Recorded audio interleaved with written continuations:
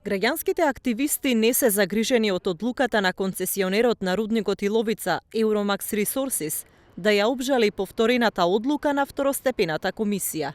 Од Сдруженијето Здрава Котлина сметаат дека сите аргументи се на нивна страна и велат дека будно ќе го следат на тамошниот процес. Во случај судот да наложи задолжително спојување концесиите, тие ќе ги спојат концесиите, бидејќи ќе биде така наредено од судска инстанца, но тука ќе заврши ефектот. Зашто сета останата документација е со истечен рок, е со погрешни студии, неодобрени студии, значи тие немаат ниту одобрени студии. Гледам дека имаше некој интервју вчера со Струмичката бизнес заедница и се фалат дека имале одобрени студии, имале сигурносни стандарди и не знам што. Значи, сето ова е манипулација и глупост, зашто документите покажуваат колку тие оствари ги штелувале работите. Во моментов активистите на Здрава Котлина се вклучени и во измените на Законот за минерални суровини.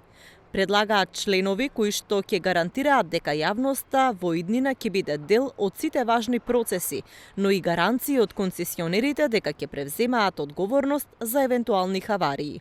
Таму има моменти каде што бараме поголемата транспарентност уште од старт и ќе спомна само неколку, значи бараме не само што да се заврши финансиската гаранција, него бараме и да се предвиди сценарио, екстремно сценарио, каде што би се случила некоја хаварија, да кажеме, на комбинатот, на концесионерот и да се земе проекција колка би била максималната можна штета што би се случило во таков случај и да има некаква основа тоа да биде покриено со финансиска гаранција од самиот концесионер.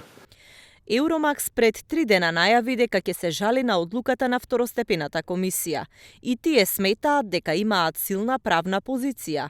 Euromax вели дека ќе продолжи да ги користи сите законски можности во државата и ја задржува и опцијата својот случај да го штити во процес пред меѓународна арбитража согласно швајцарско-македонскиот билатерален договор за инвестиции.